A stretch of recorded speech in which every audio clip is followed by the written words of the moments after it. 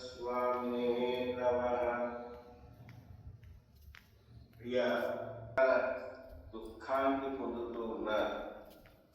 కొందరు సంతృప్తికరమైన జీవితాన్ని పొందుతూ ఉంటే కొందరు జీవన విధానాన్ని బట్టే మనకు తృప్తిగాని అసంతృప్తిగాని ఉంటుంది. కొందరు ఉన్నదానితో తృప్తి పొందుతారు, కొందరు. అందువల్ల భౌతికమైన సాధారణ వ్యాయామాలు ఎన్ని చేసినప్పటికీ కూడా మానవుడి యొక్క ఆరోగ్య స్థితిలో మార్పు ఉండకపోవచ్చు. కాబట్టి యోగం అనే రెండింటి యొక్క కలయిక కారణంగా యోగాన్ని అద్భుతమైనటువంటి సాధనా ప్రక్రియగా మనం భావించవచ్చు.